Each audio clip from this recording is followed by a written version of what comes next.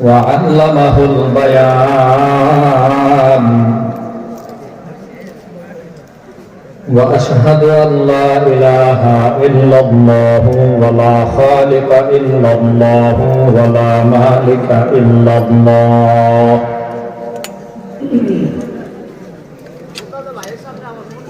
ولا رازق إلا الله وحده لا شريك له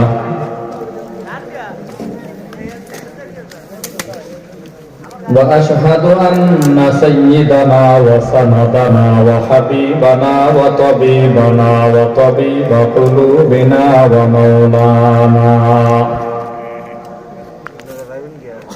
ومولانا محمدا عبده ورسوله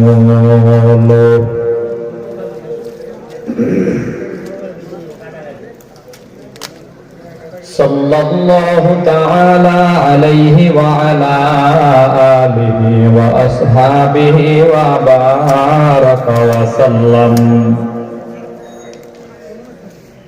وبارك وسلم تسليما كثيرا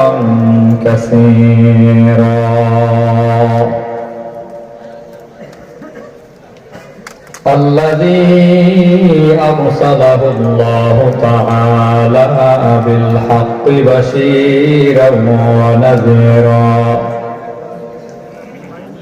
وداعيا إلى الله بإذنه وسراجا منيرا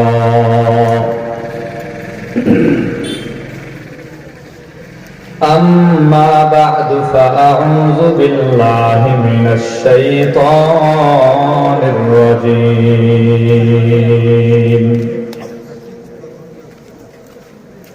بسم الله الرحمن الرحيم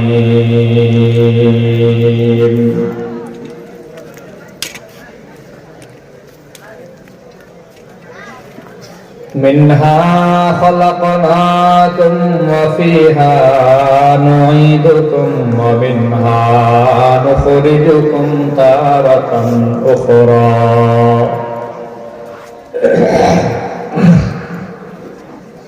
فقد قال النبي صلى الله عليه وسلم يتبع الميت ثلاثة أهله وماله وعمله فيرجع اثنان ويبقى واحد يرجع أهله وماله ويبقى عمله أو كما قال النبي عليه الصلاة والسلام صدق الله العظيم وصدق رسوله النبي الكريم ونحن على ذلك لمن الشاهدين والشاكرين والحمد لله رب العالمين.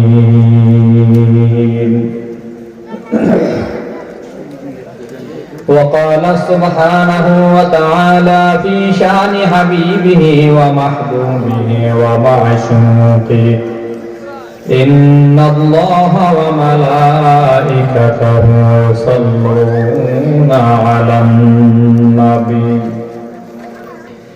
يا أيها الذين آمنوا صلوا عليه وسلموا تسليما. সবাই জবান খুলি ভাই, সাউন্ড একটু ক্লিয়ার করেন, শাসা করে কেন ইকো বন্ধ করেন। اللهم صل على محمد وعلى آل محمد كما صليت على إبراهيم وعلى آل إبراهيم إنك حميد مجيد اللهم بارك على محمد وعلى آل محمد كما باركت على إبراهيم وعلى آل إبراهيم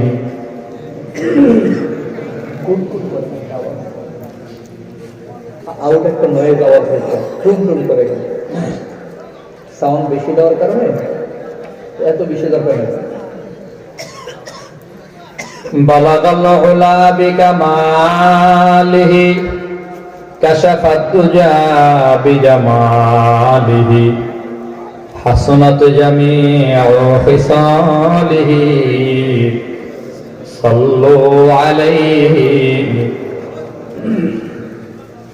আনতাল্লাযী ওয়ালাদাতকা উম্মুকা বাকিয়ান والناس حولك يضحكون مسرورا فجهد لنفسك إذ يكون باكيا في يوم موتك ضاحكا ومسرورا في يوم موتك ضاحكا ومسرورا যেদিন তুমি এসেছিলে ভবে কেঁদেছিলে একা তুমি হেসেছিল সবে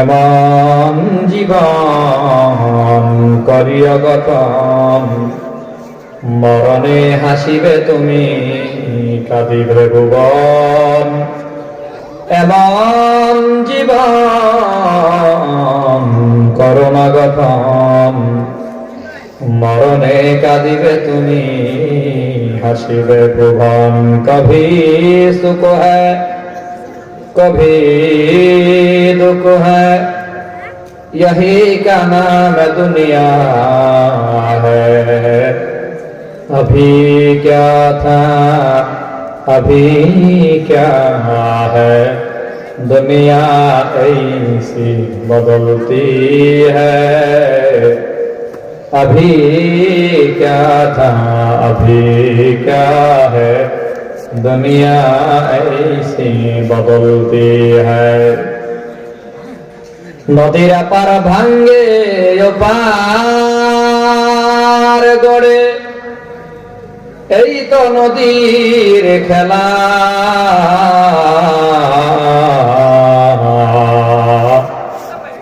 সকাল বেলার রানীর তুই ফকির সন্ধ্যা বেলা সকাল বেলার ধনীর তুই ফকির সন্ধ্যা বেলা যেজন দিবসে মনের হরসে যেজন দিবসে মনের হরসে জ্বালাই মোমের বাতি আশু গৃহে তার দেখিবে না আর নিশীতে প্রদীপ বাতি আশু গৃহে তার দেখিবে না আর নিশীতে প্রদীপ বাতি আলহামদুলিল্লাহ ঐতিহ্যবাহী চাঁদপুর জেলা অন্তর্গত চাঁদপুর সদর বহরিয়া বাজার সংলগ্ন উত্তর শ্রীরামপুর যুব সমাজ ও এলাকাবাসীর উদ্যোগে 10তম বার্ষিক 2 দিন ব্যাপী ওয়াজ ও দোয়ার মাহফিলের আজ সমাপনী রজনীর সমাপনী অধিবেশনে উপস্থিত মুহতারাম শ্রদ্ধাভাজন সম্মানিত সভাপতি মুআজ্জাজ ও মুকাররম দিগার হযরত উলামায়ে কেরাম আজিজ তোলাবা মুরব্বী বাবারা যুবক বন্ধুরা পর্দার আড়ালে বসা শ্রদ্ধেয়া সম্মানিতা মা ও বোনেরা মহান আল্লাহ তাআলার শুকর যিনি মেহেরবানি করে দয়া ও মায়া করে রহমতি বরকতি জান্নাতি মজলিসে আপনাকে আমাকে কবুল ও মঞ্জুর করেছেন, এজন্য আমরা খুশি না বেজার? কারা কারা খুশি একটু হাত দেখি। অন্তর থেকে হাত উঠাইছেন তো? অন্তর থেকে উঠাইছেন? যারা অন্তর থেকে উঠাইছেন তাদের কাছে আমার একটা সুন্নতের রিকোয়েস্ট হলো, একটু আমল চাই যে সুন্নতের উপর আমল করেন। সেটা হলো ফাঁকা জায়গা পুরা করে সামনে একটু আগায় বসেন। মজমা জমায়ে বসা সুন্নত। যারা সুন্নতের মহাব্বতে আগায় যাবেন বুঝবো অন্তর থেকেই হাত উঠাইছেন। যারা আগাইবেন না বুঝবো অন্তরের ভেতরে কিছু ভেজাল আছে। দেখি কে আগায় আর কে আগায় না।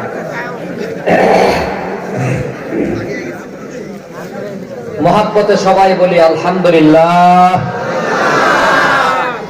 আরো জোরে আলহামদুলিল্লাহ। আওয়াজ জোরে দেন না সবাই। সুবহানাল্লাহ, আলহামদুলিল্লাহ, লা ইলাহা ইল্লাল্লাহ, আস্তাগফিরুল্লাহ, আল্লাহু আকবার। 2 দিন ব্যাপী বরেণ্য ওলামায়ে কেরামের জবান থেকে বয়ান শুনেছেন। বাংলাদেশের সেরেতাজ মুরব্বী হযরত ওলামায়ে কেরামদের ভেতরে অন্যতম একজন মুরব্বী উস্তাজুল আসাতিজা আল্লামা হযরত মাওলানা আব্দুল আউয়াল সাহেব দামাত বারাকাতুহুম দীর্ঘ সময় গুরুত্বপূর্ণ কথা বলেছেন। এর আগে উদীয়মান তরুণ মুফতি দেলোয়ার হোসেন তাহেরপুরী, তার বয়ান আমরা শুনেছি। বাদে মাগরিব নন্দিত আলোচক আমাদের খুব প্রিয় ভাই মুফতি উবাইদুর রহমান হুজাইফি সাহেব ছিল।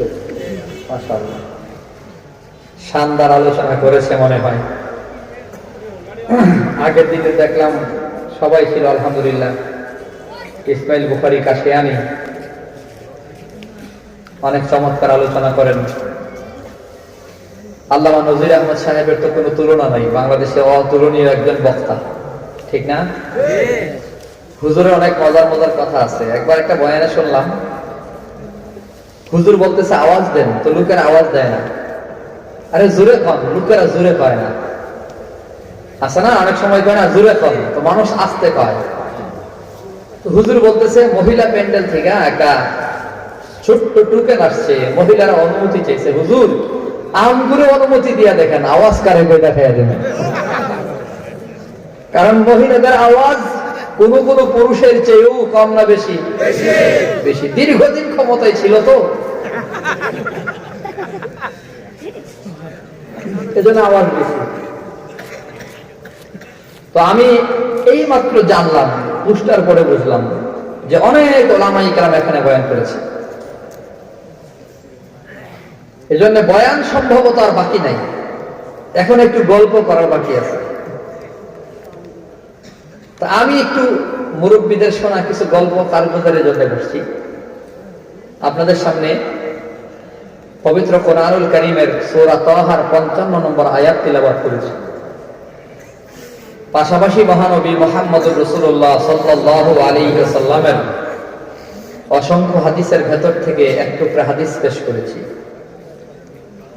তিলাওয়াতকৃত আয়াতের ব্যাপারে হাদিসে পাওয়া যায়, নবী কন্যা উম্মে কুলসুম রাদিয়াল্লাহু তাআলা আনহা যখন মারা যায়, নবীর কন্যা উম্মে কুলসুম রাদিয়াল্লাহু আনহা হযরত ওসমান জিন্নুরাইনের বিবি মারা যাওয়ার পরে ওনার কবরে আল্লাহ রাসূল যখন মাটি দেয়, মাটি দেওয়ার সময় আজকের তেলাওয়াতকৃত আয়াতটাকে দোয়া হিসেবে তেলাওয়াত করেছেন।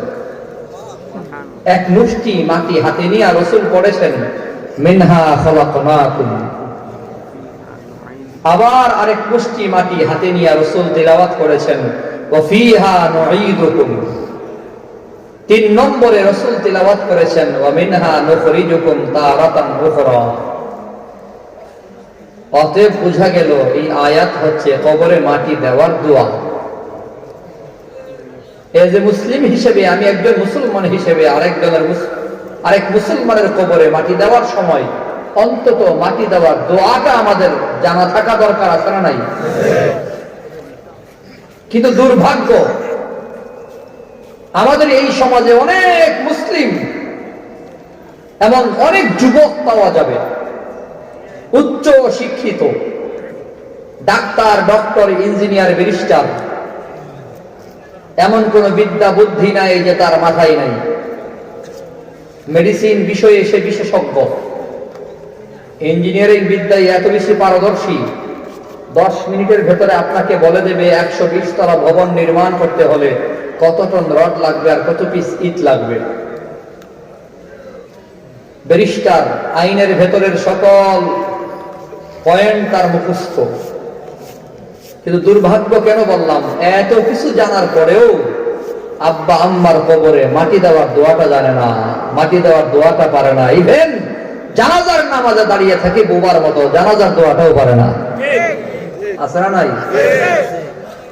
আমি তো এই সমস্ত শিক্ষিত সন্তানগুলাকে শিক্ষিত মনে করি না। আমি মনে করি যেই সন্তান বাবার মায়ের জানাজার দোয়া পারে না, মুসলমানের কবরে মাটি দেওয়ার দোয়া জানে না, সে শিক্ষিত নয়, বরং সে ডাবল মূর্খ।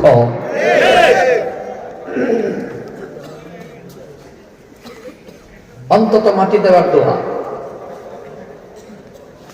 পড়েন তো সবাই। মিনহা খালাকনাকুম ওয়া ফিহা নুঈদুকুম ওয়া মিনহা নুখরিজুকুম তারাতান উখরা। ছোট্ট আয়াত। প্রথম অংশ হলো মিনহা খালাকনাকুম ওয়া ফিহা নুঈদুকুম ওয়া মিনহা নুখরিজুকুম তারাতান উখরা। কবরে মাটি দেওয়ার দোয়াটা শেখার দরকার আছে না নাই? কথা বল না। আজকের থেকে ট্রেনিং করেন, ইমাম সাহেবকে জিগাইবেন ফজরের পরে, 1 সপ্তাহ সময় দিবেন, ইনশাআল্লাহ শেখা হয়ে যাবে। এই আয়াত পারি আর না পারি, পড়ি আর না পড়ি, এই আয়াতের ভেতরে আল্লাহ রাব্বুল আলামিন কি বলেছেন? মুফাসসিরিনে কেরাম বলে আল্লাহ তাআলা এই আয়াতে 3 ভাগে বণ্টন করে 3টা সিগন্যাল সতর্কবাণী বয়ান করেছেন। 3 সিগন্যাল সতর্কবাণী মেনে যারা চলবে তাদের জীবন সুন্দর হবে, কবর সুন্দর হবে, ময়দানে মাহশার চিন্তা মুক্ত হবে, ফুলসিরাতের ফুল তারা বিদ্যুৎ গতিতে পার হয়ে বিনা হিসাবে জান্নাতে চলে যাবে।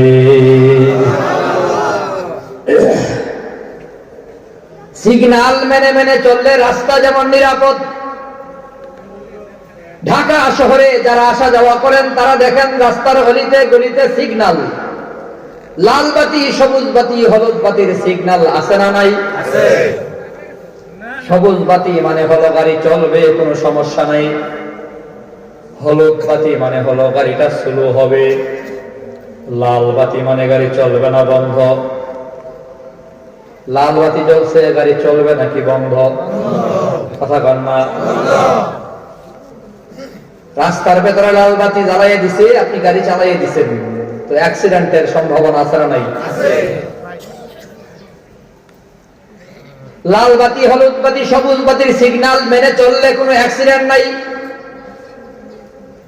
ঠিক দুনিয়ার ভেতরে আল্লাহ তাআলা মানুষ পাঠিয়ে দিলেন, মানুষের ভেতরেও আল্লাহ তাআলা সিগন্যাল দিলেন। মানুষকে বলে আল্লাহ, আল্লাহ বলে মানুষকে সিগন্যাল মেনে চলবা। 3টা সিগন্যাল মেনে যারা চলবে তারা দুনিয়াতে অ্যাক্সিডেন্ট করবে না, নিরাপদে জান্নাতের মেহমান হয়ে যাবে। কয় সিগন্যাল? করেন না কয়টা? 1 নম্বরে আল্লাহ বলে মিনহা খালাকনাকুম, আই মিনাল আরদি খালাকনাকুম। আল্লাহ তাআলা বলে নাম্বার 1 হচ্ছে আমি আল্লাহ সব মানুষকে মাটি দিয়া বানাইলাম। মাটি দিয়া বানাইলাম মানে আব্দুল্লাহ ইবনে মাসউদ রাদিয়াল্লাহু তাআলা আনহু বলেন, বাবার বীর্য যখন মায়ের রেহেমে যায়, বীর্য স্থির হলে পরে ফেরেশতা সেখানে মাটি নিঃসৃত করে। কোন জায়গার মাটি? ওই আল্লাহর ইলমে আছে বান্দার মরণের পরে যেখানে দাফন হবে ওই জায়গার মাটি। মৃত্যুর উপরে যেখানে মানুষকে দাফন করা হয় ওই জায়গার মাটি দিয়েই মানুষকে বানানো হয়। জোরে বলেন সুবহানাল্লাহ। এজন্যই তো কবর, কার কবর কোথায় হবে কেউ জানে না। শাহজালাল ইয়ামান দেশে তার বাড়ি, সিলেটে কবর। বাংলাদেশের বহু মানুষ হজ করতে গিয়া সৌদি আরব মারা যায়, কপাল বড় ভালো, সৌদিতেই তার কবর হয়, ঠিক না?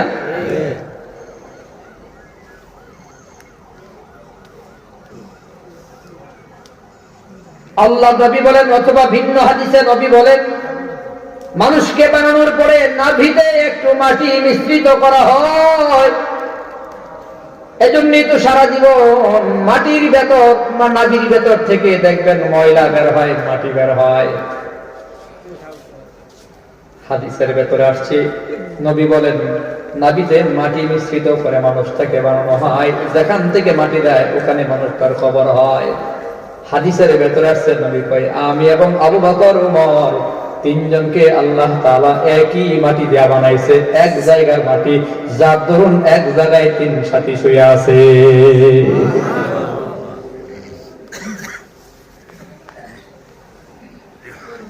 মূল কথা হলো, আল্লাহ বলে সব মানুষকে আমি আল্লাহ মাটি দিয়া বানাইছি। মেসেজ কি?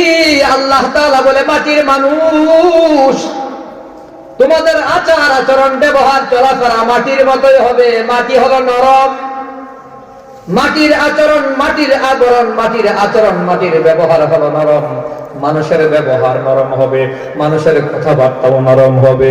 বাস্তবেও দেখেন, এলাকার ভেতরে কোনো মানুষ যখন মারা যায় আর লোকটা যখন ভালো হয়, তো লোকেরা কয় আরে লোকটা মাটির মতো ছিল রে, চলতো মাটির মতো, বলতো মাটির মতো। আল্লাহ তাআলাও বলে ইবাদুর রহমানিল্লাযীনা ইয়ামশুনা আলাল আরদি হাওনা ওয়া ইযা খাতাবাহুমুল জাহিলুনা ক্বালু সালামা। আল্লাহ তাআলা বলে রহমানের খাঁটি বান্দা যারা হবে, রহমানের খাঁটি বান্দাদের পরিচয় আল্লাহ দিতে গিয়া বলে রহমানের খাঁটি বান্দারা চলবে নরম, বলবে নরম, কথা নরম, জবান নরম, কদম নরম। রহমানের খাঁটি বান্দারা কখনো গরম কথা কয় না, জবান বড় সুন্দর হয়। যেমন আল্লাহ তাআলা কয় ফাকুলু লিন্নাসি হুসনা, মানুষের সাথে উত্তম আচরণে কথা বলো, মানুষের সাথে উত্তম ব্যবহার করো। আল্লাহর নবী কয় আল মুসলিমু মান সালিমাল মুসলিমুনা মিন লিসানিহি ওয়া ইয়াদিহি। প্রকৃত মুসলমান কারে বলে জানো? নবী বলে প্রকৃত মুসলমান হলো সে যে তার জবান দিয়া কাউরে কষ্ট দেয় না, হাত পা অঙ্গ প্রত্যঙ্গ দিয়া কাউরে কষ্ট দেয় না। মুসলমানের পরিচয় হলো মুসলমান কাউরে কষ্ট দেয় না। যারা দ্বীনের দাওয়াতের নামে, যারা দাওয়াতে তাবলীগের নামে, দ্বীনের মেহনতের নামে উলামায়ে কেরামদের উপর মারধর করে, আলেমদের ঘুমের ভেতরে মেরে সাথী ভাইদের শাহাদাত করে দিয়েছে, টঙ্গীর ময়দানে যারা আক্রমণ করেছে, নবীর হাদিসের দ্বারা প্রমাণ হয় তারা তাবলীগ ওয়ালা হবে দূরের কথা, মুসলমান হতে পারে না। কোন মুসলমান কারো উপর আক্রমণ করতে পারে না। দুইবার টঙ্গীর মাঠে আক্রমণ করে নিরীহ মানুষদেরকে, ছাত্রদেরকে মেরে ফেললো। নবী বলে আল মুসলিমু মান সালিমাল মুসলিমুনা মিন লিসানিহি ওয়া ইয়াদিহি। প্রকৃত মুসলমান কখনো কারো অন্তরে আঘাত দিতে পারে না, শরীরে আঘাত করতে পারে না, মুখেও গালি দিতে পারে না। এখন যারা এভাবে মারধর করে ঘুমের ভেতরে মানুষকে হত্যা করে, এরা তাবলীগ ওয়ালা হবে দূরের কথা, দাওয়াতের মানুষ হবে দূরের কথা, এখনো তারা মুসলমান হতে পারে নাই। মুসলমানের পরিচয় মিয়া, প্রকৃত মুসলমান কারো উপর আঘাত করতে পারে না, কাউরে গালি দিতে পারে না। 63 বছরের জীবনে আমার নবী জীবনে একবার গালি দেয় নাই। জোরে কোন সুবহানাল্লাহ। আমার নবী জীবনে একটা থাপ্পড় কাউকে দেয় নাই। আশ্চর্য হবেন, দ্বীনের স্বার্থ বাদ দিয়ে ব্যক্তিগত স্বার্থে, ব্যক্তিগত স্বার্থে নবী জীবনে একটা থাপ্পড় দেব দূরের কথা, নবী জীবনে কাউকে ধমক পর্যন্ত দেয় নাই। সুবহানাল্লাহ বলেন। গালি দেয় নাই, থাপ্পড় দেয় নাই, ধমক দেয় নাই যেই নবী, সেই নবীর নবীওয়ালা কাজ করতে গিয়ে যদি আপনি কাউকে মারা লাগে, কাউকে শহীদ করা লাগে, কাউকে হত্যা করা লাগে, তাহলে আপনি সন্ত্রাসী করেন, দ্বীনের কাজে সন্ত্রাসী নেই।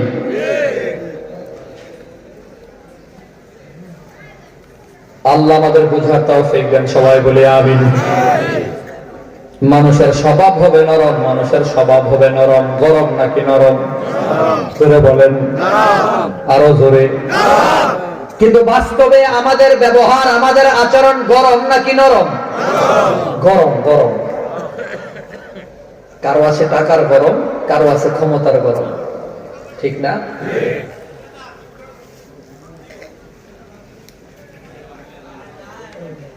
টাকার গরম যারা দেখায়, আমি এবার দেখছি হিসাব করে, এলাকায় চেয়ারম্যানি করি তো এগুলো বুঝি, যারা টাকার গরম দেখায় বেশিরভাগ হলো নতুন টাকাওয়ালার টাকার গরম বেশি।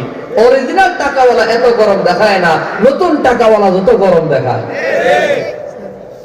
বাপে পোলাই হমনে কামলা দিয়া সংসার চালাইতো, কিভাবে যেন পোলাডারে বিদেশ পাঠাইলো, সৌদি আরব গিয়া পেট্রোল পাম্পের চাকরি পাইছে, বেতন যা পায় অর্ধেক বেশ অর্ধেক চুরি করে। পেট্রোল পাম্পের পেট্রোল চুরি করে বিক্রি কইরা আঙ্গুল ফিলা কলা গাছ 2 বছরের ভেতরেই মাশাআল্লাহ চাঁদপুর শহরে বাড়ি করে লেছে। এখন সে শ্রীরামপুর অথবা বহরিয়ার ব্রিজের গোড়ায় বৈশা বৈশা খালি এরে ওরে হুমকি ধামকে দেয়, ওই হেরে দেখ চালাইবি, ফালাইয়া দিবি, আটকাইলাবি, কলারা দইরা 2টা কথা জিগাইবি, পরে যা বুঝুন লাগে আমি বুঝুন, যত টাকা লাগে আমি দেখুন। আছে নতুন টাকাওয়ালা টাকার গরম বেশি। সাবধান, আল্লাহ তাআলা বলে মাটির মানুষ চলবে নরম, বলবে নরম, ব্যবহার নরম হবে, কথাবার্তা নরম। কাউকে ছোট মনে করার কোনো সুযোগ নাই, মানুষ সব বরাবর। উঁচা নাই নেচা নাই, সাদা নাই কালো নাই, ধনী নাই গরিব নাই, নারী নাই পুরুষ নাই, আলেম নাই জাহেল নাই, আল্লাহর কাছে সবাই সমান। যদি সম্মান হয় তাকওয়ার ভিত্তিতে হবে। ইন্না আকরামাকুম ইনদাল্লাহি আতকাকুম। চেয়ার অনুযায়ী কারো সম্মান হবে না, ধন অনুযায়ী কারো সম্মান হবে না, লম্বা অনুযায়ী কারো সম্মান হবে না, সুন্দর অনুযায়ী কারো সম্মান হবে না। আল্লাহ তাআলার ব্যাপারে নবী জানায়া দিলেন, ইন্নাল্লাহা লা ইয়ানজুরু ইলা সুওয়ারিকুম ওয়া আমওয়ালিকুম ওয়ালাকিন ইয়ানজুরু ইলা কুলুবিকুম ওয়া আমালিকুম। আল্লাহ তাআলা কারো নজর, কারো চেহারার দিকে আল্লাহ তাকাবে না। আল্লাহ তাআলা কারো মালের দিকে তাকায় না, আল্লাহ তাআলা মানুষের অন্তরের দিকে তাকায়। চেহারা কালো কিন্তু আল্লাহর কাছে দামি, কারণ তার অন্তরটা ভালো। ওই যে বেলাল, হাবশা এলাকার গোলাম বেলাল, চেহারাটা কালো কিন্তু অন্তর ভালো হওয়ার কারণে বেলালের দাম আল্লাহর দরবারে কত হয়ে গেল। মেরাজের সফরে আপনার আমার নবী যখন জান্নাতের ভেতরে হাঁটে, জিবরাইল আমিন সাথে, জিবরাইল তুমি আমি ছাড়া জান্নাতের ভেতর আর কার পায়ের আওয়াজ শোনা যায়? জিবরাইল আমিন জবাব দেয়, নবী গো আপনি আমি ছাড়া জান্নাতের ভেতরে আরেকজনের পায়ের আওয়াজ শোনা যায়, সে হলো কালো বেলাল। বেলাল হাতে মক্কায়, আওয়াজ হয় জান্নাতের ভেতর। সুবহানাল্লাহ। কালো কিন্তু আল্লাহর কাছে তো দামি। যুবক তো মনে করছে আমি সালমান খানের মতো বডি বানাইছি, চেহারা খুব সুন্দর, শাকিব খানের চেহারা। আল্লাহর কাছে দাম হয় না। নেতা মনে করে আমি বড় নেতা, রাষ্ট্রপতি হয়ে গেছে, আমার দাম বেশি না। ইন্না আকরামাকুম ইনদাল্লাহি আতকাকুম। আল্লাহ তাআলার চূড়ান্ত সিদ্ধান্ত হলো তাকওয়ার ভিত্তিতে সম্মান হবে। অতএব রাষ্ট্রপতি হয়েও যদি নাফরমান হয় তার দাম নাই, রিকশাওয়ালা হয়ে যদি আল্লাহর গোলাম হয় তার দাম আছে। কেমন দাম? রাষ্ট্রপতি জাহান্নামে যাবে, রিকশাওয়ালা পৃথিবীর 10 গুণ বড় একটা জান্নাতের মালিক হয়ে যাবে। অতএব মানুষের জন্য সিগন্যাল হলো, মানুষ মাটির তৈরি, মাটির ব্যবহার নরম, চলাফেরা নরম, ব্যবহার নরম হবে। কথাবার্তা বললেও কারো দিল ভাঙ্গা যাবে না, কারো অন্তরে আঘাত দিয়ে কথা বলা যাবে না। দিল ভাঙ্গা কত বড় অন্যায় জানো? ওরে মুসলমান বাবা, যুবক বন্ধুরা, আপনার আমার নবী আম্মা জান আয়েশা সিদ্দিকা রাদিয়াল্লাহু তাআলা আনহাকে একদিন ডাক দেয়া, কই আয়েশা, গভীর মনোযোগ দিয়ে শুনেন, কই আয়েশা আজকে তুমি যা চাইবা আমি নবী তোমারে তাই দিয়া দেবো। আজকে তুমি যা চাইবা আমি নবীর থেকে তুমি তাই পাবা। আরে সবচেয়ে বড় কিছু দেওয়ার ক্ষমতা, আল্লাহ প্রদত্ত ক্ষমতা আমার নবীর আছে না নাই? আরো জোরে কোন। আমার নবী কই, আয়েশা আজকে তুমি যা চাইবা আমি তোমার তাই দেয়া দেবো। আয়েশার তো বয়স কম, ছোট মানুষ, মনে মনে ভাবে নবীর কাছে কি চাইলে চাওয়াটা চাওয়ার মতো হবে, উপযুক্ত চাওয়া হবে। চায়া যদি ঠেকা যায় আমি কপাল পোড়া, যা তা চাওয়া যাবে না, চাওয়ার আগে খুব ভাবা লাগবে। আয়েশা সিদ্দিকার বয়স তো কম, 6 বছর বয়সে বিয়ে হয়, 9 বছর বয়সে বাসর হয়। নবী যেদিন দুনিয়া থেকে বিদায় হয় আম্মাজানের বয়স তখন 18 বছর।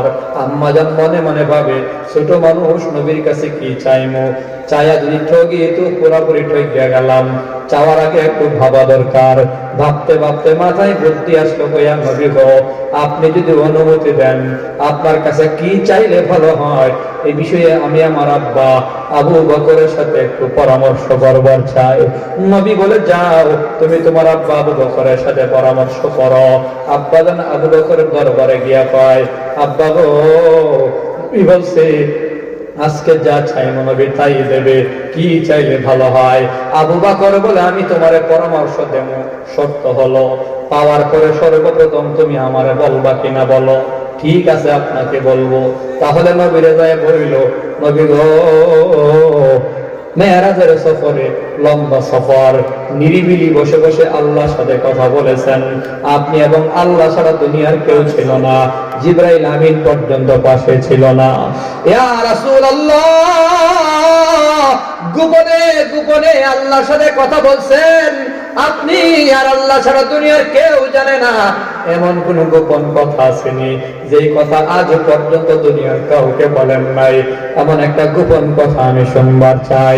আম্মা জান আয়েশা সিদ্দিকা আয়েশা নবীরে কই, নবী গো আল্লাহর সাথে যত কথা হয়েছে কথার ভেতরে এমন কোন গোপন কথা আসেনি, আজ পর্যন্ত কাউরে বলেন নাই, গোপন কথা জানবার চাই। আমার নবী শুনি না মুচকি হাসি দিয়া কয়, আয়েশা রে আমি জানতাম আমার সাহাবীদের ভেতরে আবু বকরের মতো এমন চিকন বুদ্ধি আর কারো নাই। আরেকটা সবক নেন ফাঁকি দিয়া, মহিলারা 19 থেকে 20 হলে বাবার বাড়িতে একটু বুঝবে, বাবার লগে মেয়েদের সম্পর্ক ভালো, কথা কন ঠিক কিনা? ঘন ঘন বাপেরে ফোন দেয়, মায়েরে ফোন দেয়, বাবার বাড়ির সাথে পরামর্শ ছাড়া কোনো মহিলা কিছু করতে চায় না। এটা মহিলার দোষ না, বরং মহিলার স্বভাব। মহিলাদের কি স্বভাব, এজন্য বাবার বাড়ির সাথে একটু সম্পর্ক ভালো থাকে। যেমন আম্মা জান আয়েশা সিদ্দিকাও কয় যে আমি আমার আব্বার লগে বুঝতে লই, নবী মাইন্ড করে নাই। আর তুমি কেমন পাগল হইছো, বাপের বাড়ি থেকে যোগাযোগ করে বেশি বেশি, এজন্য ইচ্ছা মতো কিলাইয়া তুই নাইয়া ওই তুইও তালাক তোর মাও তালাক। এমন কিছু পাগল ছাগল আছে না? বাপের বাড়ি ঘন ঘন যোগাযোগ করবে, এটা মহিলাদের স্বভাব। চাপ দিয়া সংসার সুখের করা যায় না। মহিলাদের কিছু খাসলত থাকবেই, একটু আঁকা বাঁকা, কারণ বানাইছে আল্লাহ বাঁকা হাত দিয়া। এই তোমার বউরে আল্লাহ বানাইছে সুজাহার না বাঁকাহার? বলেন না। বাঁকাহার সুজা করতে গেলে কি হয়? ভেঙে যায়। রাস্তা বামে, গাড়ি টান দিতে হবে বামে। ড্রাইভার যদি কয় না আমি সুজা যাবো নাক বরাবর, তো যাইতে পারবেন আপনি, মাশাআল্লাহ একবারে খাদে, ঠিক নেই? রাস্তা বাইরে তো গাড়িও বাইরে, রাস্তা ডানে তো গাড়িও ডানে। কই বউরে বানাইছে, মহিলারে বানাইছে বাঁকা হাত দিয়া, মাঝে মাঝে ডানে বামে ঘোরা লাগবে। সংসারটারে কোন রকম এভাবে কাটায় জান্নাত পর্যন্ত চলে যাওয়া আর কি। তারপরেও খুব বেশি বিপদে পড়লে মিথ্যা বলাও যায়। সুবহানাল্লাহ বলেন।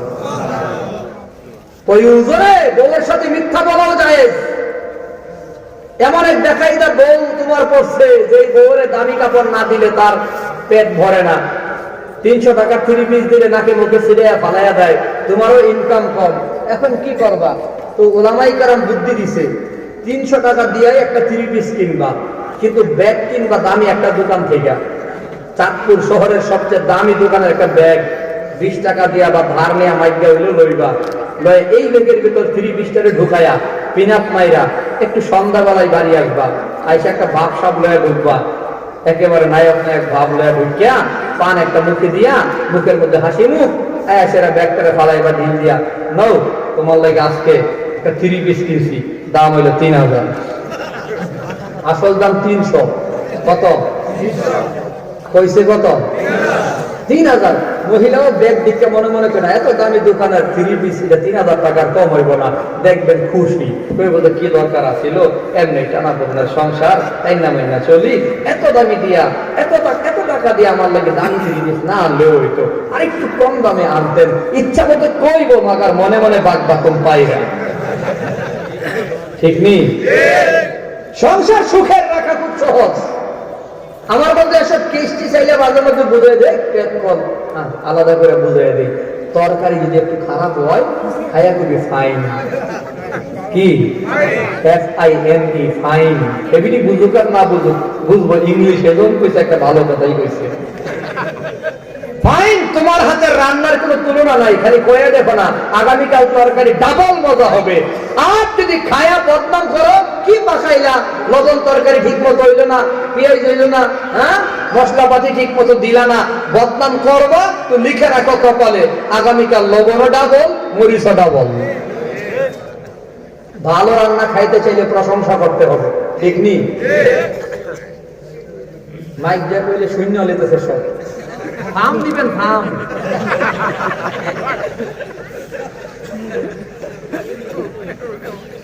বেশি বেশি প্রশংসা করবেন। আপনি আপনার বউরে খেলে কইেন তুমি যে সুন্দরী, মাশাআল্লাহ, তোমার লগে কোনো তুলনা নাই, দেখবেন সেদিন রাত্রটাই আলাদা, ঠিক নেই? বউয়ের প্রশংসা করবেন, বউরে গিয়ে আই লাভ ইউ কইবেন। বুড়ো হয়ে গেছে, 80 বছর হয়ে গেছে, এই পর্যন্ত বেউড়ালে কইল না তোমারে ভালোবাসি, কইল না তো, জিন্দিগি গেছে গা, আমি তোমারে ভালোবাসি, এটা বলা তো সুন্নত। মহাব্বত করলে মহাব্বত প্রকাশ করা সুন্নত। হিসাব তো বরাবর, স্বামী তার স্ত্রীকে বলবে আই লাভ ইউ, স্ত্রী তার স্বামীকে বলবে আই লাভ ইউ টু, আল্লাহ কয় আই লাভ ইউ 3।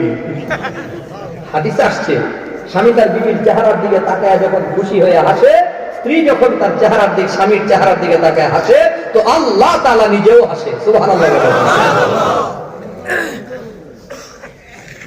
কিন্তু নিজের বউরে আই লাভ ইউ না কইলেও শালীরে দৈনিক 3 বার কয়, আছে না নাই? শালীরে এক কক্সবাজার জায়গা, এগুলো যুবকরা বুঝবে, বলা মুরব্বীরা বুঝবে না। মুরব্বীরা আমার কি কন, এই যুগ পালাইছি না আমরা, তো পার করে আইছি। স্বামী স্ত্রীর ভিতরে মহাব্বত তৈরি করেন। আমার নবীর পরিবার খুব সুন্দর পরিবার ছিল, মহাব্বতের পরিবার ছিল, সুবহানাল্লাহ বলেন। বেশি বেশি সালাম দিবেন, তোমারে মহাব্বত করি, ভালোবাসি, বেশি বেশি কইবেন। যেটা বলতেছিলাম, বাবার বাড়িতে মহিলারা যোগাযোগ বেশি করবে, এটা মহিলাদের স্বভাব, রাগ করা যাবে না। আপনার আমার নবী বলে, আয়েশা, আল্লাহ তাআলার সাথে আমার যত গোপন কথা হয়েছে, আজও পর্যন্ত একটা কথা এখনো পর্যন্ত কাউকে বলি নাই। কি গোপন কথা জানো? আল্লাহ তাআলা বলে, হাবিব, আপনার উম্মতের ভেতরে যে উম্মত অন্য মানুষের মনের কষ্ট দূর করিয়া দেয়, ভালো করে শোনেন, গোপন কথা। আল্লাহ কয়, নবী গো, আপনার উম্মতের ভেতরে যে উম্মত অন্য মানুষের মনের কষ্ট দূর করিয়া দেবে, আমি আল্লাহ ওই উম্মতকে বিনা হিসাবে জান্নাত দিয়া দেব। খবরটা খারাপ না ভালো খবর? কারো মনের কষ্ট দূর করিয়া দিলে বিনা হিসাবে জান্নাত। কোন মানুষের মনের কষ্ট দূর করিয়া দিলে বিনা হিসাবে কি বলেন না, কি কি জান্নাত। আম্মা জান আয়েশা সিদ্দিকা রাদিয়াল্লাহু তাআলা আনহা শুনিনা বাবার সত্য বরাবর বাবার কাছে গিয়া আব্বা জান আবু বকরকে শোনাই, আব্বা গো, আল্লাহর গোপন কথা হলো এই, কেউ যদি কোনো মানুষের মনের কষ্ট দূর করিয়া দেয়, আল্লাহ তারে বিনা হিসাবে জান্নাত দিয়া দেয়। আবু বকর এই কথাটা শোনার পরে চোখের পানি ফেলে হাউমাউ করে কান্না শুরু করেছে, ছোট বাচ্চাদের মতো কান্না শুরু করেছে। আম্মাজান আয়েশা সিদ্দিকা জিজ্ঞাসা করে, আব্বাজান কান্না করেন কেন? আপনি আপনার জীবনে কত গরিব মানুষকে সাহায্য করেছেন হিসাব নাই। আপনার টাকা দিয়া ঘর বানিয়ে দিছেন, আপনার টাকা দিয়া বাড়ি বানিয়ে দিছেন, আপনার টাকা দিয়া গোলামরে আজাদ করেছেন, আপনার টাকা দিয়া কত যুবকের বিবাহের মোহর আদায় হয়েছে। ইসলামের সবচেয়ে বেশি উপকার আপনি করেছেন। আপনার টাকা পয়সা অর্থ দিয়া মানুষের উপকার হয়েছে বাবা। অন্নহীন বস্ত্রহীন মানুষের অন্ন বস্ত্র দিচ্ছেন। নবীর কথার দ্বারা প্রমাণ হয় আপনি তো বিনা হিসাবে জান্নাতের মেহমান। কান্না করেন কেন? আবু বকর কেন কান্না করে? মুসলমান বন্ধুরা দুই কান দিয়া শোনো। আবু বকর বলে, এই কথার বিপরীত কথার চিন্তা করি আমি কান্না করি। কথার বিপরীত মানে বুঝো। আরে মুসলমান, এপিটের কথা হলো কারো মনের দুঃখ দূর করে দিলে, মনের কষ্ট দূর করে দিলে আল্লাহ বিনা হিসেবে জান্নাত দেবে। এপিটের কথা, এই কথার বিপরীত কথা হলো কারো মনে যদি কষ্ট দেওয়া হয় আল্লাহ বিনা হিসেবে জাহান্নামও দিয়া দেবে। কারো অন্তর যদি ভাঙা হয় আল্লাহ বিনা হিসেবে জাহান্নাম দিয়া দেবে। আবু বকর কান্দার বলে, মা আমি জানি না, আমি আবু বকর না জানি আমার মনের অজান্তে কোনো মানুষের মন আমি ভেঙে দিলাম কিনা, আমার মনের অজান্তে কোনো মানুষের অন্তর ভেঙে দিলাম কিনা, আমি আবু বকর কোন মানুষের কান্দাইলাম কিনা, কোন মানুষের দিল ভাঙ্গা দিলাম কিনা। রে মুসলমান বাবারা, চিন্তা করার সময় কি হয় নাই? দলের গরমে কত মানুষের ঘর দখল করলাম, বাড়ি দখল করলাম, লাঠির গরম দেখায়া, নেতার পরিচয় দিয়া, বংশের গরম দেখায়া কত মানুষের থাপ্পড় মারলাম। রিকশাওয়ালা ভাই 10 টাকা বেশি চাওয়ার কারণে থাপ্পড় বসায়া দিলাম। কত মানুষের ঘর আমার দখল, কত মানুষের দোকান আমার দখলে, কত মানুষের উপর জুলুম অত্যাচার করলাম। যুবক ভাইয়েরা, যৌবনের গরমে কত মানুষের ধমকি দিলাম, থাপ্পড় দিলাম, লাঠি মারলাম, ঘুষি মারলাম। আবু বকর ফিল জান্নাহ, নবী বলছে আবু বকর জান্নাতের মেহমান। ওই আবু বকর যদি এমন টেনশনে কান্না করে, এই চিন্তায় কান্না করে, তোমার আমার তো ঘুম আসবার কথা না রে বাবা, ঘুম আসবার কথা না। রাস্তায় চলার সময় ড্রাইভারের ধমক মারিয়া দেয়, রাস্তায় চলার সময় রিক্সাওয়ালার ধমক দেয়, রাস্তায় চলার সময় একটা রাস্তার মাঝে কেউ যদি দাঁড়ায় থাকে, দ্রুত সাইড দিল না কেন, গালি মারলাম, ধমক মারলাম। আবু বকর কান্দে, না জানি আমি আমার মনের অজান্তে কোন মানুষের দিল ভাঙ্গা দিলাম কিনা। আল্লাহ বলে, মিনহা খলাকনাকুম, আমি আল্লাহ মাটি দিয়া বানাইলাম, মানে মাটির স্বভাব হবে নরম, চলবা নরম, বলবা নরম, কোন মানুষের সাথে গরম ব্যবহার করবা না, খারাপ আচরণ করবা না। 2 নম্বর আল্লাহ তাআলা বলে, ওয়া ফিহা নুঈদুকুম, 2 নম্বর সিগন্যাল আল্লাহ তাআলা পায়, অন্ধকার মাটির ঘর আবার কবরে তোমার আশা লাগবে। ওয়া ফিহা নুঈদুকুম, মাটির ঘরে বান্দা তোমার যাওয়া লাগবে। দুনিয়াতে চলো বলো, যাই করো না করো, এ বান্দা সব সময় মনে রাখবা বাতি জ্বলছে, ওই বাতি তোমার 2 নাম্বার বাতি বলতেছে। চলাফেরা যাই করো, কবরে কিন্তু তোমার আশা লাগবে। কবর থেকে বাঁচার ক্ষমতা দুনিয়ার কারো নাই। আইনা মা তাকুনু ইউদরিকুমুল মাউত ওয়ালাউ কুনতুম ফি বুরুজিন মুশাইয়াদা, যত কঠিন প্রাসাদ বানাও না কেন, বুলেট প্রুফ ঘর বানাইছো, সাউন্ড প্রুফ ঘর বানাইছো, এয়ার প্রুফ ঘর বানাইছো, ফায়ার প্রুফ ঘর বানাইছো, ওয়াটার প্রুফ বানাইছো, পানি ঢুকে না, বাতাস ঢুকে না, আগুন ঢুকে না, গুলি ঢুকে না, শব্দ পর্যন্ত ঘরের ভিতর ঢুকার ক্ষমতা নাই। কিন্তু ওই কঠিন প্রাসাদের ভেতরে আজরাইলের ঢুকার ক্ষমতা আছে না নাই? আল্লাহ তাআলা বলে, দুনিয়াওয়ালারা 2 নম্বর মাটির ঘরে আসবে। মাটির ঘরে কি নিয়ে আসবা সব সময় ভাইবো। আল্লাহর নবী বলে, ইয়াত্তাবিউল মাইয়িতা সালাসাতুন আহলুহু ওয়া মালুহু ওয়া আমালুহু, আল্লাহ নবী কয় মানুষ যখন মারা যায় কবর পর্যন্ত তিনটা জিনিস যায়। যে ভাইয়ের ঘরে খাওয়া দাওয়া করলাম, খাবার খেয়ে আসার পথে রাস্তার পাশে দেখলাম মসজিদের পেছনে কয়েকটা কবর। কবরগুলো দেখা মনে মনে আফসোস করলাম, হাই হাই এখানে একা একা ঘুমায় আছে, কেউ দাঁড়ায় না, সালামও দেয় না। আল্লাহ নবী কয় মানুষ যখন মারা যায় কবরে তো যাবা, কবর পর্যন্ত তিনটা জিনিস যাবে। জোরে বলেন কয়টা? সবাই বলেন কয়টা? 1 নম্বর আহলুহু, 2 নম্বর মালুহু, 3 নম্বর আমালুহু। রাসূল বলে ফায়ারজিউ ইসনান ওয়া ইয়াবকা ওয়াহিদ। 1 নম্বর পরিবার পরিজনের বন্ধু বান্ধবরা কবর পর্যন্ত যায়, কবর দেওয়ার জন্য যায়, মাটি দেওয়ার জন্য যায়। 2 নম্বরে মাল ও সামান কিছু যায়। মাল সামান বলতে মুহাদ্দিসিনে কেরাম বলে মসজিদের কাঠ যায়, খুন্তি যায়, দাও যায়, কোদাল যায়।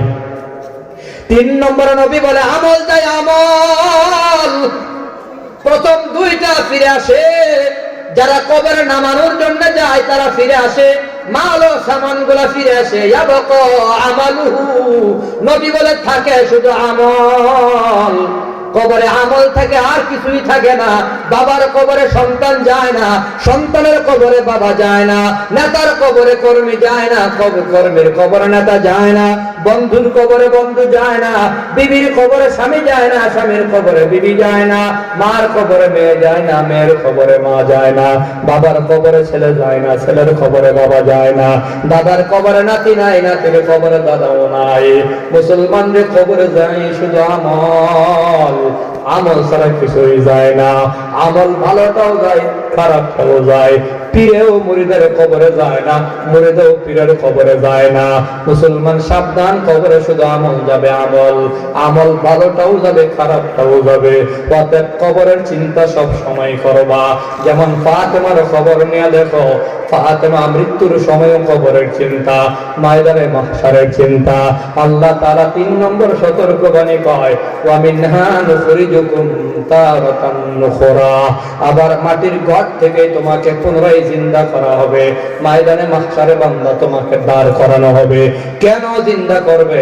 দুনিয়াতে যা করো না করো এ ব্যাপারে হিসাব নেওয়া হবে। ময়দানে মাহশারে কঠিন মুসিবতের দিনে পুঙ্খানু হিসাব হবে, নিদানের পাল্লায় ওজন হবে। অতএব দুনিয়াতে থাকতেই তুমি ভাবো মাটি দিয়া বানাইছে, মাটির ঘরে যাবো, আবার পুনরায় জীবিত হওয়া লাগবে। তার মানে মরতে তো হবে, আবার মরলেই জীবন শেষ নয়, বরং মরার পরে জীবন শেষ নাকি শুরু। কথা শেষ হয়ে যাবে কয়েক মিনিটের ভিতরে।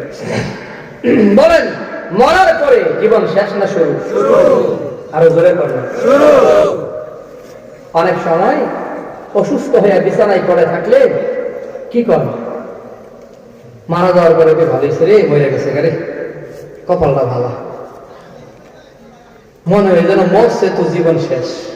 এটা তো হিন্দুরা মনে করে। মুসলমানের ঈমান হলো ওয়াল বাসি বাদাল মাউত, মৃত্যুর পরে পুনরায় জিন্দা হওয়ার ইয়াকিনের ঈমান আছে না নাই? তাহলে দুনিয়াতে চলার সময় সিগন্যাল মাটি দিয়া বানাইছে, চলবো নরম, মাটির ঘরে যাব, আমল নিয়ে যাব। আবার ময়দানে মাহশারে দাঁড়াবো, জিন্দেগির সব হিসাব হাসরের ময়দানে দিতে হবে। কি চিন্তা করি আমরা? অথচ নবী কন্যা ফাতেমার কেমন চিন্তা। আপনার আমার নবী বলে, ফাতেমা আমল নিয়ে খবরে যায়। আরে এলাকার মা বোনেরা, ফাতেমার খবর নিয়ে দেখো। ফাতেমা রাদিয়াল্লাহু তাআলা যেদিন মারা যাবেন, মৃত্যুর দিন সকাল সকাল রান্না বান্না বসায় দিছে, গরম পানি বসায় দিছে, রুটি বানাবে, আটার খামির রেডি, কাপড় গোলা ভিজাইয়া দিছে। ফজরের নামাজের পরে ঘরের কান্নার কাজ, রুটি বানানোর কাজ, সন্তানগুলার খাবার বানানোর কাজ শুরু করে দিছে। হযরত আলী ফজরের নামাজের পর ঘরে এসে দেখে ফাতেমা রান্না বান্না নিয়ে ব্যস্ত। আশ্চর্যের বিষয়, আলী জিজ্ঞাসা করে, ফাতেমা, সংসার জীবনে কোনোদিন দেখি নাই তুমি এত সকাল সকাল রান্না শুরু করেছ। ফাতেমা রে, এত সকালে রান্নার কাজ শুরু করে দিয়েছো। তোমারে দেখতাম ফজরের নামাজের পরে বিছানায় বসে বসে তুমি তাসবিহ আদায় করেছো। ইশরাক না পয়রা পরে তুমি রান্নার কাজ করবা না, ইশরাক পয়রা তুমি রান্নার কাজ করতা। আজকে সকাল সকাল রান্নার কাজ, ব্যাপারটা কি? ফাতেমা জিজ্ঞাসা করে, হযরত আলী যখন জিজ্ঞাসা করে, ফাতেমা ঘুরে জবাব দেবে কেন রান্না করে। দেখে যে ফাতেমা কান্না করে, চোখ থেকে টপ টপ করে পানি বের হয়। জিজ্ঞাসা করে, কি ব্যাপার ফাতেমা, তুমি কান্নাও করতেছো? দেখা যায় রান্না বান্না করো আবার কান্নাও করো। ফাতেমা বলে, স্বামী গো, আজকে রাতে স্বপ্ন দেখছি আমি আমার আব্বা জান আমার ঘরে আইসা কি যেন তালাশ করতেছে। আমার আব্বা জান আমার ঘরে আইসা তালাশ কইরা খুঁজা না পাইয়া বের হয়ে যায়। আমি পেছন থেকে ডাক দিলাম, আব্বা জান কি ব্যাপার আমার ঘরে আইসা আপনি কি তালাশ করেন আবার বের হয়ে যান? নবী তখন কয়, ফাতেমা রে, তোমার একটা খবর দেওয়ার জন্য আসছি। সাহারি খাইছো? তুমি তোমার স্বামীর সাথে সাহারি খাইবা। আজকে সাহারি আলীর সাথে হবে, ইফতার আমার সাথে তুমি জান্নাতের ভেতর করবা। আমি নবী তোমার ইফতারের দাওয়াত দিয়া গেলাম। নবী চলে গেলেন। ফাতেমা কই, স্বামী গো, বুঝবার বাকি নাই, সাহারি তো হয়ে গেছে, ইফতারের আগে আগেই আমার দুনিয়া থেকে বিদায় হওয়া লাগবে। পরে স্বামী মনে ধরলো, যাওয়ার আগে তোমার একটু খেদমত করি, সন্তানগুলারে খাওয়ায়া যায়, সংসারের কাপড় চোপড় দিয়া কাজগুলা গুছায়া যায়। ফাতেমা কান্দে আর কয়, স্বামী সংসার জীবনে তোমার হক আদায় করবার পারি নাই, আমি বড় দুর্বল। ও স্বামী আমার, তুমি আমার মাফ করিয়া দিও, তোমার কাছে মাফ চাই। ফাতেমা আলীর কাছে মাফ চায়, আলীও ফাতেমার কাছে মাফ চায়। ফাতেমা, তোমার বিয়ে করার মতো যোগ্যতা আমার ছিল না, আমি বড় দুর্বল, আমার টাকাও নাই, বাড়িও নাই, গাড়িও নাই। নবী আমারে মায়া কইরা তোমার হাতিয়া দিছে। ও ফাতেমা, আমি বড় অযোগ্য স্বামী রে ফাতেমা, তোমার দুই বেলা ঠিক মতো খাবার খাওয়াইতে পারলাম না। আরে ঘরটা তো এমন ঘর ছিল, তিন বেলা খাইতে পারতেন না, দুই বেলাও খাবার হতো না। এমনও তো ছিল 3 দিন পর্যন্ত ফাতেমার ঘরের ভেতরে কোনো খাবার নাই। ফাতেমার ঘরটা এত অসহায়, 3 দিন পর্যন্ত খাবার নাই। ঘরের ভেতরে ফাতেমা ঠিক মতো কাপড় চোপড় ছিল না। যেমন কিতাবের ভেতরে আছে, একবার নবী আয়েশা সালাম দেয়, মা তুমি কি ঘরে আছো? 3-3বার সালাম দিল, কোনো জবাব নাই। জবাব না পায়া নবী বাড়ির দিকে রওনা করে। ফাতেমা মনে মনে ভাবে, নবী আমার ডাক দিল, আমি জবাব দিলাম না, আল্লাহ যদি বেজার হয়। চিৎকার মাইরা ডাক দিছে, আব্বা জান আসেন, আমার ঘরে আসেন। ঘরের দরজার সামনে নবী দাঁড়াইয়া গেল। জিজ্ঞাসা করে, মা গো, 3টা ডাক দিলাম, তুই আমার জবাব দিলি না, কান্না করো কেন? ফাতেমা বলে, আব্বা জান এমন একটা কাপড় পরিধান করে রাখছি, যে কাপড়টা দিয়ে মাথা ঢাকলে আমার পা খুইলা যায়, পা ঢাকলে আমার মাথা খুইলা যায়। আমি গরিব স্বামীর সংসার করি, টাকা নাই, পয়সা নাই। হযরত রাসূল করিম সাল্লাল্লাহু আলাইহি ওয়াসাল্লাম নিজের রুমালটা দিয়ে কই, মা পর্দা কর। নবীর রুমাল দিয়ে পর্দা করে বের হলো।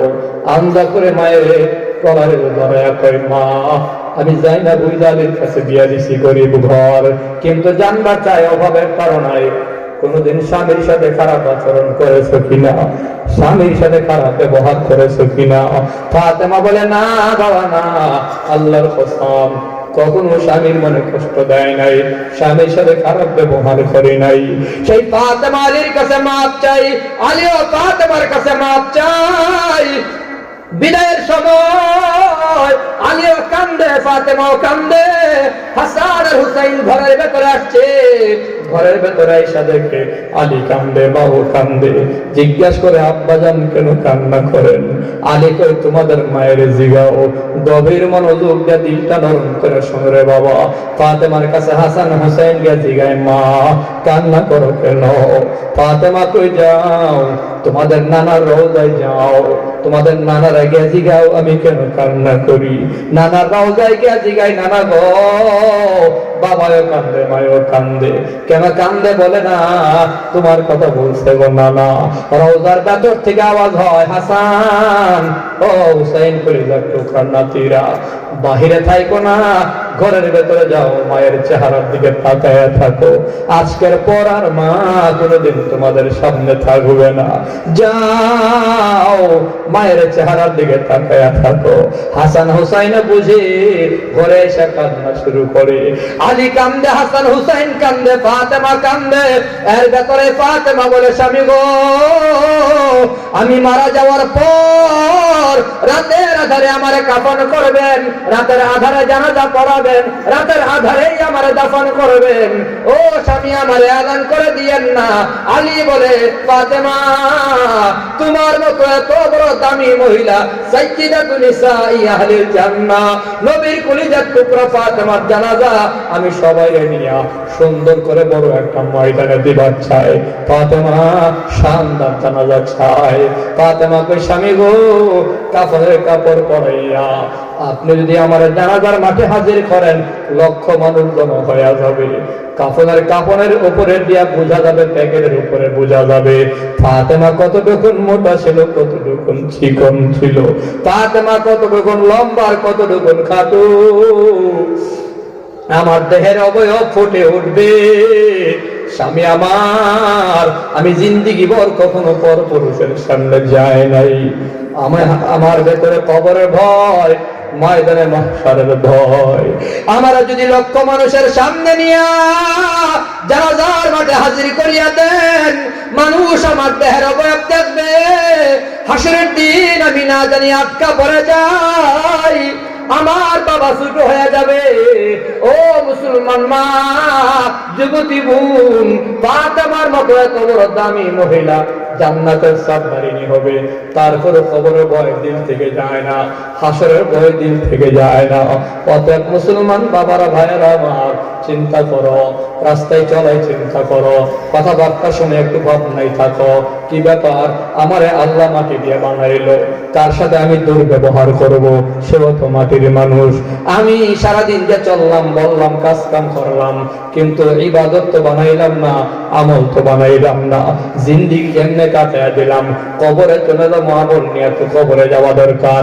ময়দানে মাহশারে দাঁড়ায় আবার হিসাব দেওয়া লাগবে। অতএব আমার হিসাব যেন সহজ হয়, অতএব আমাকে তিনটা সিগন্যাল মনে রেখে চলবো। মিনহা খালাকনাকুম ওয়া ফিহা নুঈদুকুম ওয়া মিনহা নুখরিজুকুম তারাতান নুখরা। এজন্যই মুসলমান বাবারে এমন ফিকির দিলের ভেতর ঢুকাবার জন্য, এমন চিন্তা ফিকির দিলের মধ্যে ঢুকানোর জন্য, এমন ফিকির যার মধ্যে আছে এমন লোকের বন্ধু বানায়া চলো, এমন লোকের সাথে চলাফেরা করো।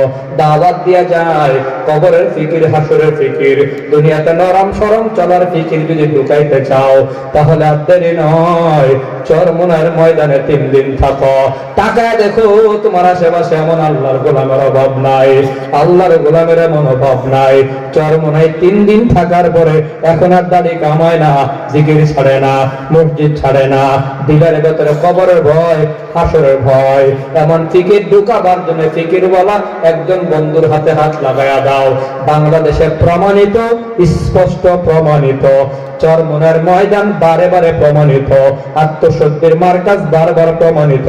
ওখানে যারাই যায়, চোর হোক, ডাকাত হোক, মস্তান হোক, ওখানে 3 দিন থাকার পরে তওবা করে দাড়িওয়ালা আল্লাহ ওয়ালা হয়ে যায়। কথা বলেন ঠিক কিনা? অতএব চরমোনের মাহফিল কবে, এখন তারিখ কোন দেখি? 18, 19, 20 ফেব্রুয়ারি। 18, 19, 20 ফেব্রুয়ারি। যান না, খারাপ লাগে যান, বদনাম করেন আরো যান, দেখতে পারেন না, পছন্দ হয় না, আপনি গিয়ে একবার নিজে পরীক্ষা করে দেখেন না, নিজে যান। ওই সিলে কান নিছে, সিলের পেছনে দৌড়, এগুলো ছেড়ে দেন। বাংলাদেশে বারে বারে বারে বারে প্রমাণিত, চরমোনাই এই পর্যন্ত কারো দালালি করে নাই। দালালি মুক্ত একটি দল হলো ইসলামী আন্দোলন চরমোনাই, এখনো পর্যন্ত। অতএব সেখানে যাবে। আরো যত ইসলামী খানকা আছে, দল আছে, সবার প্রতি শ্রদ্ধা আছে। আলহামদুলিল্লাহ বর্তমান সময়ে মোটামুটি কাছাকাছি একটা খবর আমাদের সামনে ঘুরতেছে যে আমাদের আহলে হক ওলামায়ে কেরাম ঐক্যবদ্ধ হচ্ছে। আলহামদুলিল্লাহ বলে। আসলেই এক হওয়ার দরকার আছে না নাই? আমি তো মনে করি বর্তমান সময়ে যদি ঐক্যবদ্ধ হয় তো আগামীর বাংলাদেশ ইসলামের বাংলাদেশ হবে, ভারতের নরেন্দ্র মোদীরা ঠেকাতে পারবে না। ইসলামী দলগুলো যদি ঐক্যবদ্ধ হয় তো আগামীর বাংলাদেশ ইসলামের বাংলাদেশ হবে, কোরআন থেকেই সংসদে কথা হবে ইনশাআল্লাহ। কিন্তু শর্ত হলো ঐক্যবদ্ধ হতে হবে। এজন্যই আমি যে দল করি এই দলের প্রতি আমার শ্রদ্ধা মহাব্বত ভালোবাসা থাকবে, যেই দলটা আমি করি না তার প্রতি আমার শ্রদ্ধা মহাব্বত ভালোবাসা থাকবে। তাহলেই কাছাকাছি বসে আলোচনা করে ঐক্যবদ্ধ হওয়া যাবে। এখন আপনি আমার দল করেন না, এজন্য আপনাকে অপছন্দ করব। আমি আপনার দল করি না, এজন্য আমাকে অপছন্দ করবেন। তাহলে ইউনিটি হবে না, ঐক্যবদ্ধ হওয়া সম্ভব হবে না। ঐক্যবদ্ধ হতে হলে যার যার অবস্থান থেকে প্রত্যেকেই প্রত্যেকের প্রতি শ্রদ্ধা সম্মান ভালোবাসা রেখে ঐক্যবদ্ধ হতেই হবে। ঐক্যের কোনো বিকল্প নাই। আর যদি এবার আমরা ঐক্যবদ্ধ না হতে পারি, আরো যে কত 16 বছর মার খাওয়া লাগে আল্লাহ ভালো লাগে, ঠিক নেই? জন্য আপনাদের ময়দান থেকে দোয়া চাই, আপনারা দোয়া করবেন আল্লাহ তাআলা যেন বাংলাদেশের সকল ওলামায়ে কেরামদেরকে ঐক্যবদ্ধ করে দেন, এক ও ন্যাক বানায় দেন। সকলে বলে আমিন। আমি মূলত আজকে খুব ক্লান্ত, 3 দিন হয়েছে আমি বের হয়েছি। এই পাঞ্জাবি এটাই, ভেতরে গেঞ্জিও এইটা, পায়জামাও এইটা, শুধু গোসল করছি লুঙ্গি পরে আর